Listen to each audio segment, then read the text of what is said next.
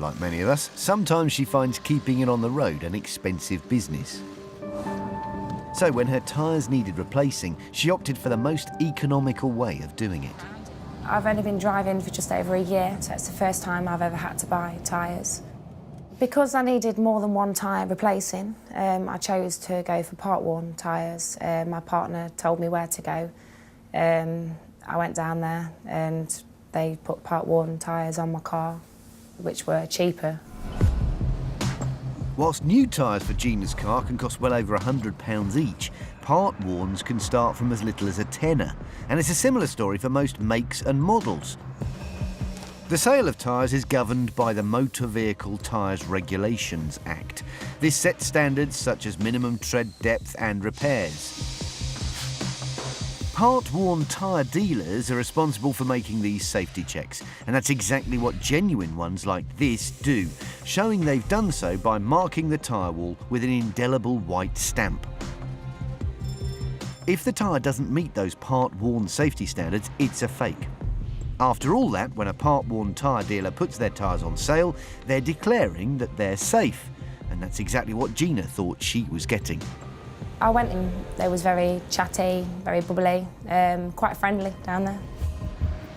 When she later took the car to another garage with a mechanical fault, he also looked at her tyres and was shocked by what he saw. He wasn't happy with me to drive away in the car. None of the tyres that they'd put on was legal. None of them were safe. They was just really dangerous. Gina alerted the authorities and her tyres were passed to Trading Standards Officer Dan Brown. Clearly here you can see a repair that has been done to a hole through the tyre, which is in an illegal position in the tyre, as it is in a dangerous position. Secondly, we have another tyre here, again from the same complainant. The tyre wall here has been damaged. Now, under road conditions, this could have potentially put somebody's life at risk. Gina's isn't an isolated case. Dan Brown's been investigating several local part-worn tyre dealers. One of them, Luke McKenzie, was caught selling unsafe part-worn tyres to unsuspecting motorists.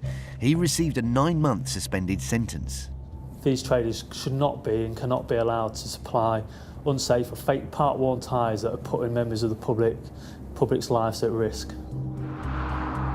Every year, more than 1,200 motorists are injured in an accident where illegal, defective or underinflated tyres play a part.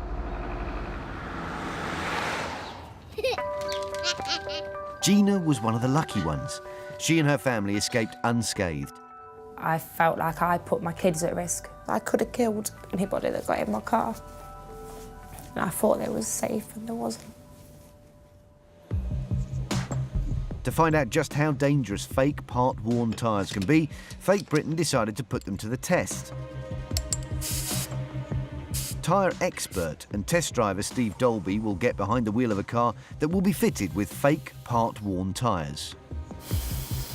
But the damage on some of them is so bad, the team are having a hard time even fitting one to the wheel. There's really a very dangerous damage on the sidewalls. And in order for us to keep an eye on this while we're fitting it, I'm just going to mark it with a yellow crayon. I'm going to stick it in a safety cage because I'm not confident that when we inflate the tyre, it's going to inflate safely as a new tyre or a normal tyre would. I put it in that cage so that if it does explode, we're safe. I'm going to gently pull it out and have a look at it. And you can see how horrific this bulge is on that tyre. Even for Steve, this is too dangerous to drive. But with 4 tyres eventually fitted, he's ready to hit the road and find out just how fake their claims of roadworthiness are. As Steve heads to the track, the effects on handling become immediately obvious.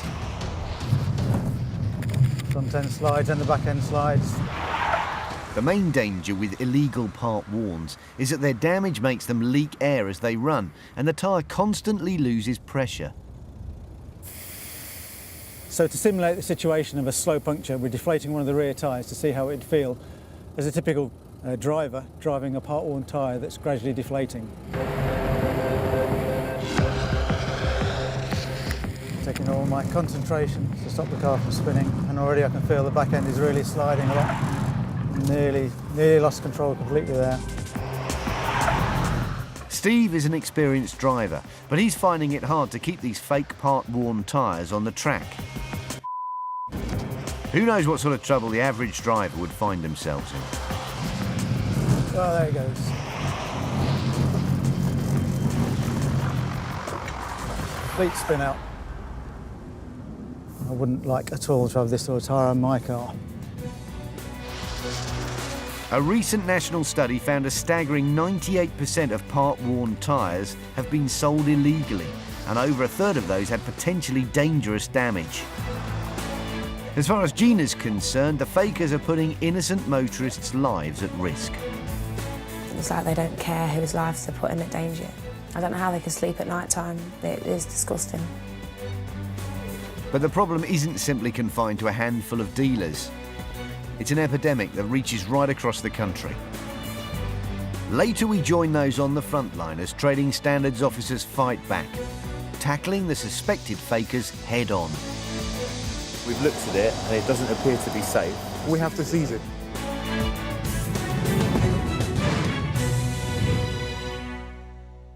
As a nation, we're obsessed by design, from kettles to cars, from phones to furniture, and not forgetting kitchen gadgets. We want to spend our money on things that don't just work well, but also look great. Companies can spend years creating, perfecting and protecting their designs, but the fakers are always hot on their heels. Look at these. One of them is an innovative invention that's cracked a key task in the kitchen. The other is a fake that's a complete failure. Could you tell the difference?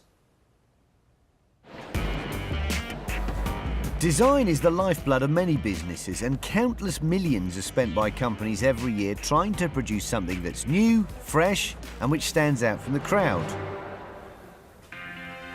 And to come up with the next big thing, they turn to people like inventor and designer Mark Sanders.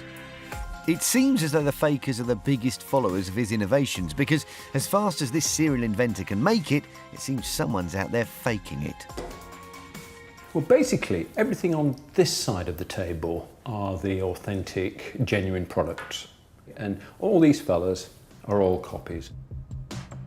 These products have taken Mark years to perfect, but the fakers are knocking out cheap copies in weeks that on the surface are virtually identical, like this automatic can opener. This one is the real one, and this one is the fake. We've got a very strong patent on that mechanism, but it hasn't prevented people just copying it completely. The fakers may think they've lifted the lid on Mark's design secrets, but without having put in his years of development, it's time to find out if it can rival the performance of the real thing. Let's try the genuine one. Basically, you put it on the lid, and then it automatically walks around the can, opening the lid, okay? And then you have the lid stuck to the opener, which you then flick in the bin. The real thing makes short work of the job. But can the fake cut it? First thing we notice is it's a lot louder. As you can see, although it looks the same, it doesn't work as well. It's gone about a quarter of the way around. The lid is still stuck on there, and somebody has just wasted a lot of money on this. That's faked. The fakers may have copied the form, but by cutting corners, the function simply doesn't deliver. And it's the same story with some of his other inventions. This is the real chopping board. You grasp the handle and it forms a chute so you don't miss the pan. Now this looks the same, but if you compare the thickness of plastic, it's actually about half the thickness. Mark sold his original chopping board design to British kitchenware company Joseph Joseph, who now market the genuine article under their brand name. They also have an in-house design team, and innovative twists on kitchen classics combined with a distinctive look are how they've made their name.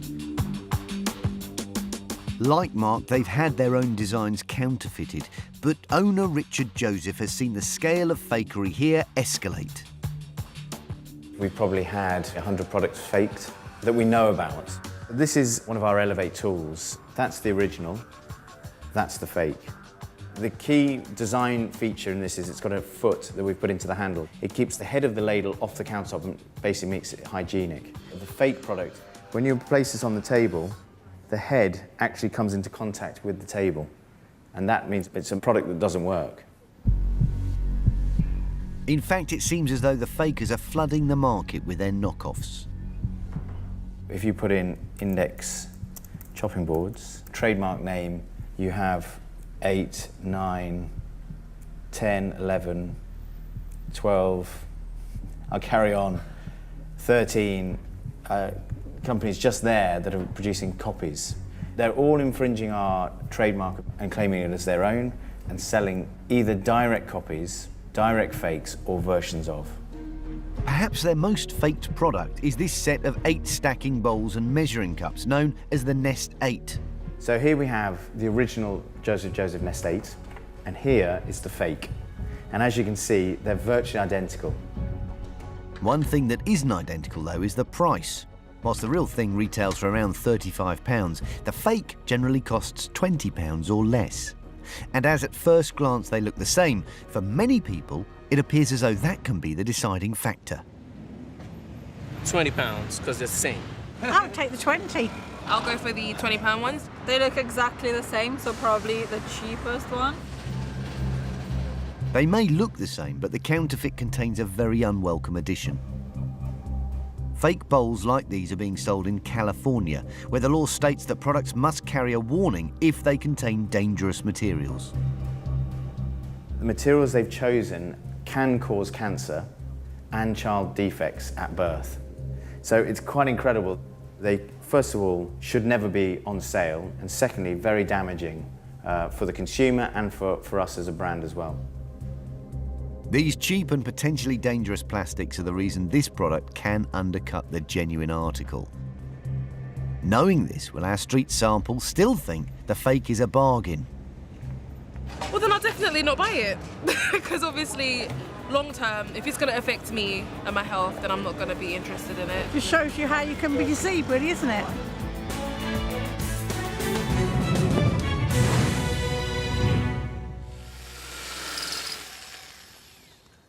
We are a nation of DIY lovers, and for lots of those can't put it off any longer jobs around the house, we should wear one of these, a protective mask with a special filter.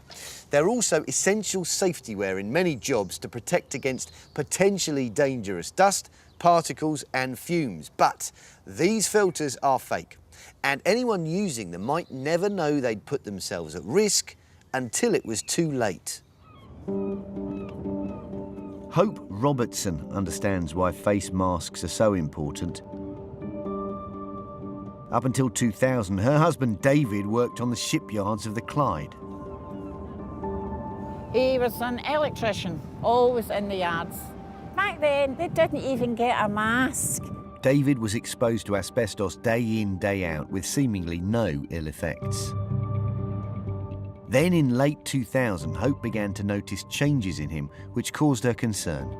He was losing weight and he wasn't eating, and he had what you call a slight tickly cough.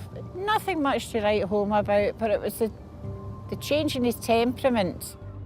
Hope made an appointment with the doctor, who was immediately worried, and sent David straight to the hospital for tests. That was on the Monday. On the Tuesday, it was our wedding anniversary. It was 36th wedding anniversary. And on the Thursday, February 24th, they came and they told us they had mesothelioma. Pleural mesothelioma is a cancer of the lungs, and doctors linked David to his years working without being issued a mask and being left exposed to asbestos.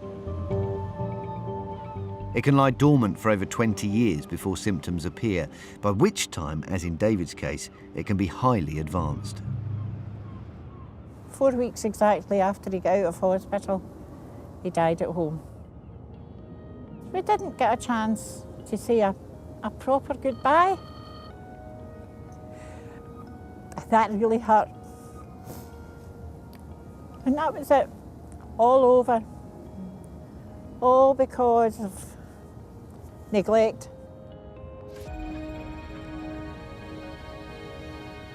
And David's wasn't an isolated incident. Whole communities whose workers weren't at the time issued with face masks were to suffer the same fate.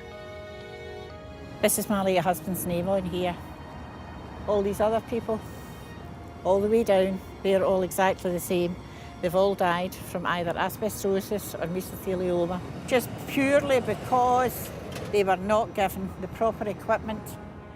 It's precisely cases like this that led to a change in the law. Now, employees are protected and given face masks, like this carpenter whose exposure to sawdust greatly increases the risk of nasal cancer. Various companies manufacture masks. One of the most trusted is 3M, but we've discovered one of the filters for their masks is being faked.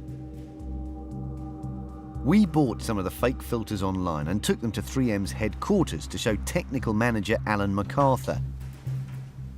These are one of the particle filters we sell in the UK. They attach onto our masks. The contaminated air, as they breathe, passes through the filter. The particles are captured and the wearer then is breathing cleaned air. We're making many thousands of respirators every day. Globally, runs into millions and millions of devices. It is something we take seriously because it's the health of the wearer of the products is at risk. Genuine filters that are P3 grade should offer the wearer the highest level of protection against everything from brick dust to asbestos. A filter like this might have saved David Robertson's life in his asbestos-filled workplace. The fake filters claim to offer P3 grade protection, but if they don't perform, the wearer could unwittingly be inhaling toxic particles with devastating long-term effects. Many of 3M's genuine products are tested here at the BSI, British Standards Institution. Expert Mike Thompson has agreed to put the fakes through one of the tests all masks of this grade must meet to be sold anywhere in Europe. The aim of this test is to represent fine particles to see whether they penetrate through the actual particulate filter media. Sodium particles are blasted into the box to mimic a hazardous environment. The air is then sucked through the filter into a device acting as the wearer's lungs. Hardly any sodium should pass through to this stage. When assessed to the European standard, it should protect the wearer from 99.95% of particles that they're subjected to. 5 minutes in, the first full set of readings come back, and the results are damning. The penetration value is over 14%, nearly 300 times the actual limit for this European standard. This is one of the worst masks I've ever seen. For 3M, the brand the fakers are ripping off, it's a warning for customers to be on their guard. I buy through reputable channels within the UK. I think searching for a bargain on a website is where you may find trouble. And for Hope Robertson, who lost her husband to asbestos exposure, the message to the fakers putting others at risk is loud and clear. These are people's lives that are at stake. It's a horrible way to go. It's a dreadful way to go.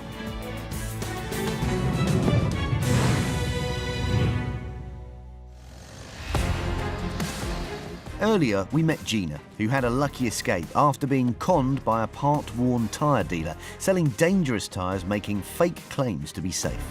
I felt like I put my kids at risk, and myself and anyone that had been in my car. But that wasn't a one-off.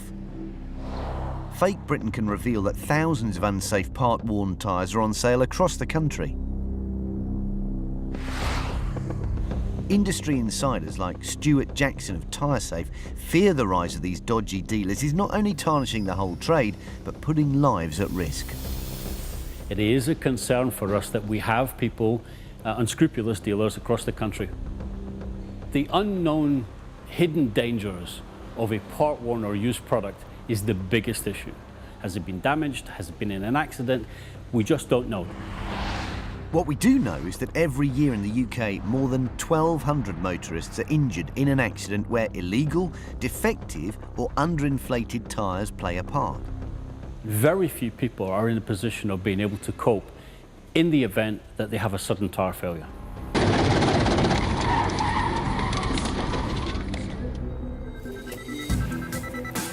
Alerted to a rising tide of fakers blighting the tyre trade, the authorities are clamping down on this criminal activity.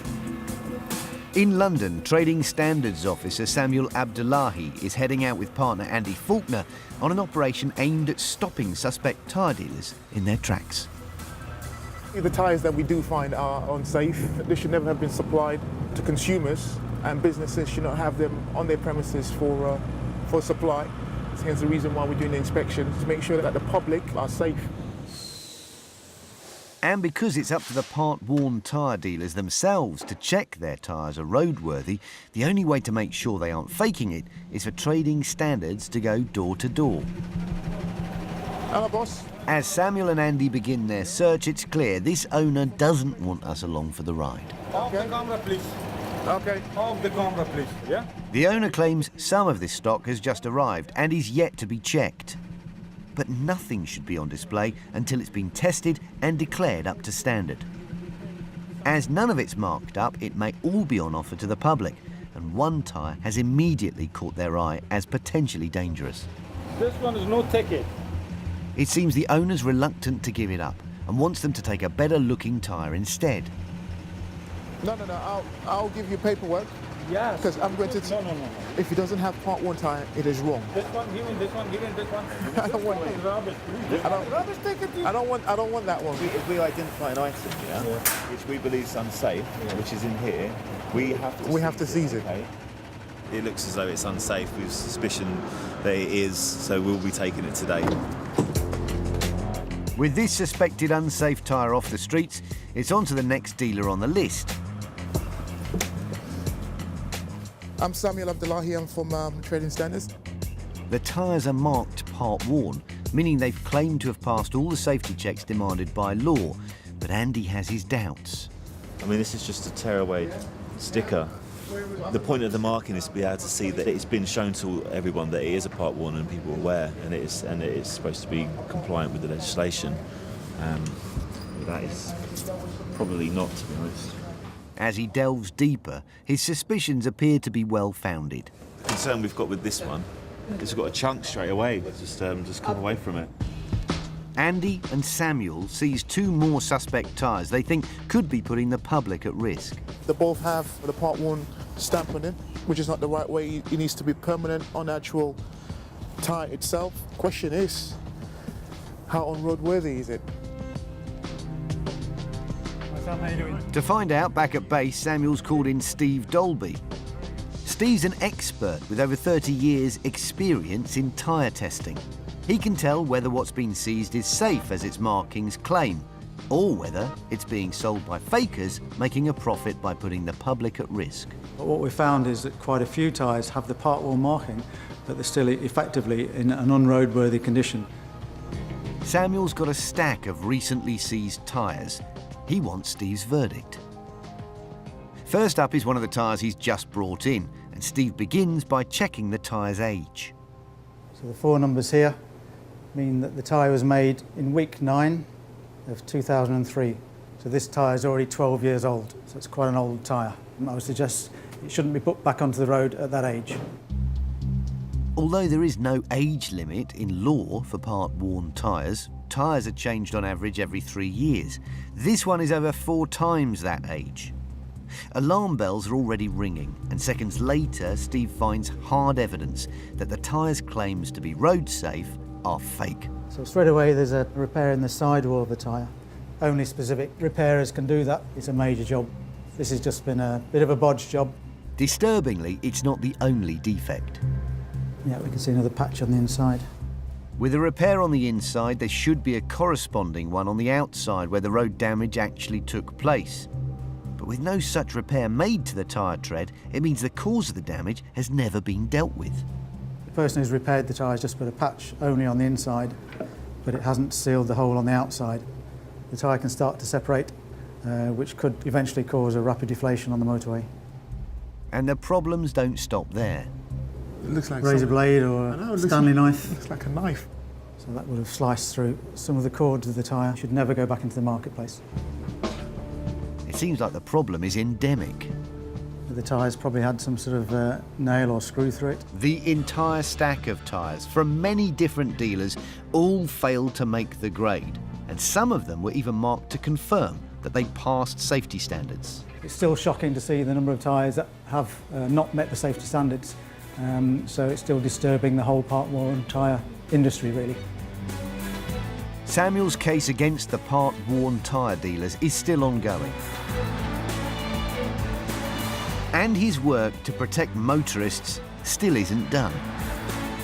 It has definitely been a worthwhile operation, and there are plenty of other traders out there which we haven't visited, so we'll be targeting them in the future.